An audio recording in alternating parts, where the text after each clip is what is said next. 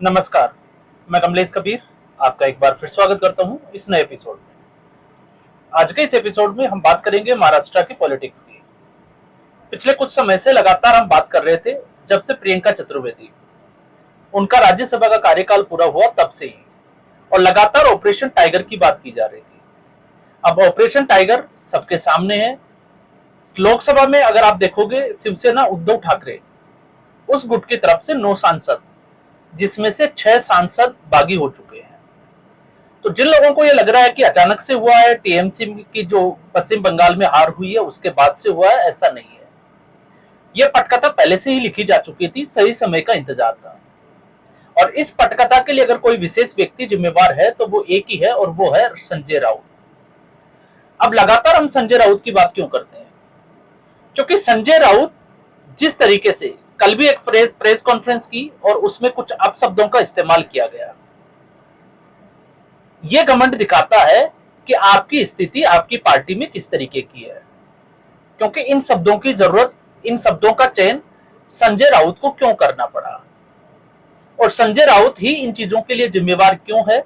तो अगर हमें उसको समझना है तो फिर हमें समझना पड़ेगा शिवसेना में संजय राउत का रोल। जब बाला साहब ठाकरे जिंदा थे तब से संजय राउत सामना में संपादक के रूप में कार्यरत है। 2006 एक ऐसा समय आया जब उद्धव ठाकरे उनको राजनीतिक विरासत सौंपी गई बाला साहब ठाकरे के द्वारा, और उसी वक्त राज ठाकरे बाला साहब ठाकरे की शिवसेना को छोड़कर दूसरी मन से जो पार्टी है उसका निर्माण किया। 2009 में चुनाव भी लड़ा, लेकिन 2014 और 2014 में भारतीय जनता पार्टी के साथ शिवसेना का चुनाव लड़ना, और 2019 में फिर एक बार जो है वो प्रीपोल अलायंस होना। लेकिन इस बार महत्वाकांक्षा बड़ी थी, और इस बार महत्वाकांक्षा क्यों बड़ी थी? कहावत आप सभी को पता ही है कि तीसरी पीढ़ी जो है वो या तो तारती है, या किसी को भी जो है परिवार हो या वंश हो उसको डुबोती है। और यहां पर उदय हो चुका था आदित्य ठाकरे का। अब आदित्य ठाकरे चूंकि उसको विरासत सौंपी गई थी, आगे रखा गया था, और ऐसे में संजय राउत उसके गुरु के रूप में आप समझ सकते हैं उस भूमिका में आ चुके थे। एक भूमिका जिसको हम महाभारत काल से ही समझते हैं, वो है शकुनी की भूमिका। और यहां से जो है वो पलड़ा या पाला जो है वो बदलना शुरू होता है। और क्यों शुरू होता है?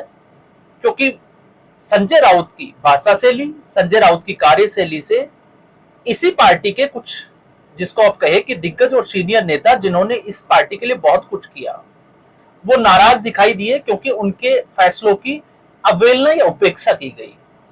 और यही एक वजह थी कि एकनाथ शिंदे के रूप में जब बाला साहब ठाकरे की ये पार्टी शिवसेना महाविकास आघाड़ी के साथ गई, तो एकनाथ शिंदे के रूप में और कुछ विधायकों के साथ ये पार्टी टूटकर अलग हो जाती है। तो पार्टी का सिंबल चला जाता है, लेकिन अहंकार नहीं जाता। और अहंकार क्यों नहीं गया? अहंकार इसलिए नहीं गया क्योंकि संजय राउत की इसमें बड़ी भूमिका है। संजय राउत की अपनी महत्वाकांक्षा है।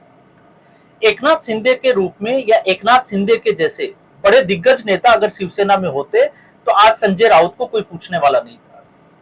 तो संजय राउत अब जो है वो अपने आप को बड़ा समझने लगे, और जब बड़ा समझने लगे तो संजय राउत को लगा कि उनके बिना शिवसेना का वजूद भी नहीं है।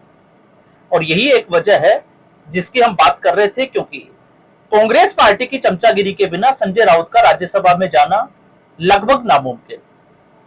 इस वक्त वो राज्यसभा के सांसद है, 2028 तक उनका कार्यकाल है। और इसकी एक बानगी, क्योंकि इसको समझ चुकी थी प्रियंका चतुर्वेदी।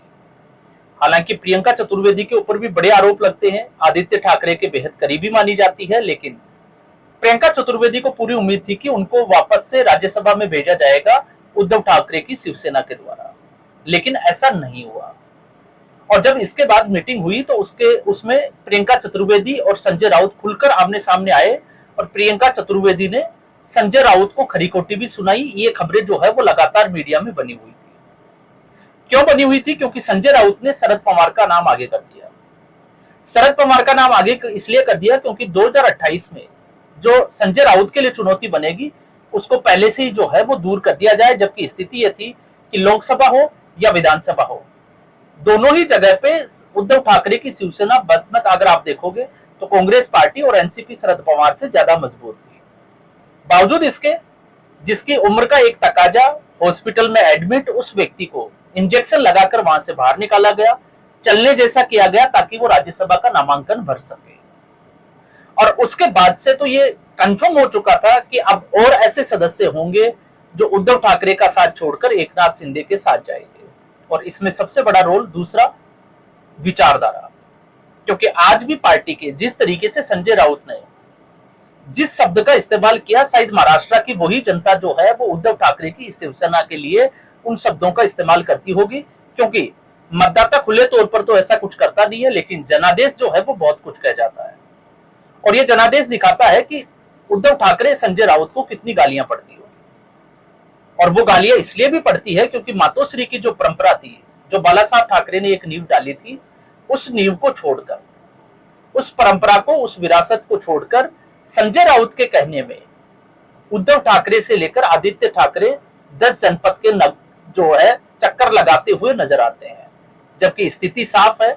इस बार भी हमने बात की थी जब वीर सावरकर की जयंती थी, उस वक्त भी कुछ पैनलिस्ट जो उद्धव ठाकरे की शिवसेना से थे और कुछ पैनलिस्ट जो कांग्रेस पार्टी से थे, बावजूद इसके गठबंधन में होने के लगातार वीर सावरकर को गालियां देने का काम कर रहे हैं कांग्रेस पार्टी के कार्यकर्ता।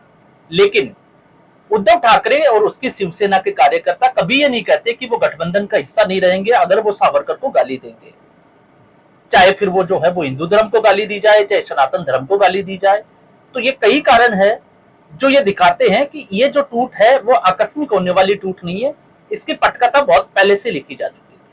तो 9 में से 6 सांसद जाने का मतलब है 3 सांसद अब उद्धव ठाकरे के पास बचते हैं, और ऐसे में दल बदल का कानून भी लागू नहीं होता। तो अब सारे के सारे सांसद एक तरीके से एकनाथ शिंदे की शिवसेना में विलय कर रहे हैं, और ऐसे में एकनाथ शिंदे गुट की, या आप कहें कि एकनाथ शिंदे का जो कद है वो एनडीए में बढ़ता हुआ जाएगा, और एनडीए एक बार फिर जो है वो मजबूत होती हुई दिखाई देगी। और भारतीय जनता पार्टी के लिए इसलिए महत्वपूर्ण हो जाते हैं क्योंकि भारतीय जनता पार्टी जब से नारी शक्ति अधिनियम या संविधान का 131वां संशोधन अधिनियम जब संसद में गिरा, तो उसके बाद से बड़ी चुनौती जो भारतीय जनता पार्टी के सामने थी वो थी कि आगे इस तरीके के विधेयक को किस तरीके से पास किया जाए। तो बहुत ही कम समय में फिर चाहे वो तृणमूल कांग्रेस का टूटना हो या फिर डीएमके का एनडी अलायंस से बाहर हो जाना हो, और अब इस तरीके से उद्धव ठाकरे की शिवसेना का टूटना हो, तो ऐसी स्थिति में एनडीए और मजबूत हो रहा है। और इसका मानसून सत्र में एक बार फिर हम जो है, पहले भी हम कह चुके हैं कि इसका एक बार फिर जो है वो वानगी देखने को मिलेगी, एक नया विधेयक के जरिए, जिसमें हो सकता है कि 1 नेशन 1 इलेक्शन डिलिमिटेशन बिल के साथ में इस बार संसद में पेश किया जाए।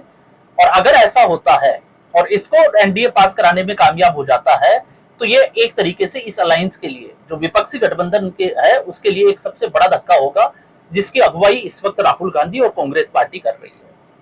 तो राहुल गांधी जहां विपक्षी गठबंधन है उसमें मजबूत होते हुए दिखाई दे रहे हैं, और मजबूत इसलिए नहीं हो रहे कि वो भारतीय जनता पार्टी के साथ लड़ाई लड़ रहे हैं, मजबूत इसलिए लड़ रहे हैं क्योंकि क्षेत्रीय दल लगातार अपने अपने क्षेत्र में अपनी अपनी स्थिति में जो है वो कमजोर होते हुए दिखाई दे रहे हैं, और एक के बाद एक क्षेत्रीय दल टूटते हुए दिखाई दे रहे हैं।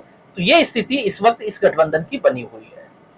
तो एक बार फिर संजय राउत के बड़बोलपन, आप उसकी जो है वो अपशब्दों की जो भाषा शैली है, आप उससे अंदाजा लगा सकते हैं कि क्या ऑपरेशन टाइगर यहीं रुकने वाला है, जिसकी संभावनाएं बहुत कम है। अब इसके बाद में स्थानीय जो आप, चाहे वो मुंबई जो है वो कॉरपोरेशन में चाहे पार्षद हो या दूसरे तरीके के नेता हो, एक के बाद एक जो है वो साफ तौर से दिखाई दे रहे हैं कि बहुत जल्द ये शिवसेना को छोड़कर एकनाथ शिंदे की शिवसेना के साथ जा सकते हैं, जिसकी पूरी संभावनाएं बनी हुई है। तो प्रियंका चतुर्वेदी सही साबित हुई और एक बार फिर जो है वो संजय राउत को एक्सपोज किया। अब प्रियंका चतुर्वेदी सगीरे जो नेता है वो तो समझ चुके हैं, लेकिन उद्धव ठाकरे संजय राउत को कब तक समझेंगे, कब तक झेलेंगे, ये देखने वाली बात जरूर होगी। तो इस एपिसोड में फिलहाल के लिए इतना ही। उम्मीद करूंगा वीडियो एपिसोड आपको पसंद आया होगा। वीडियो को लाइक करें, शेयर करें, चैनल जरूर सब्सक्राइब करें। धन्यवाद।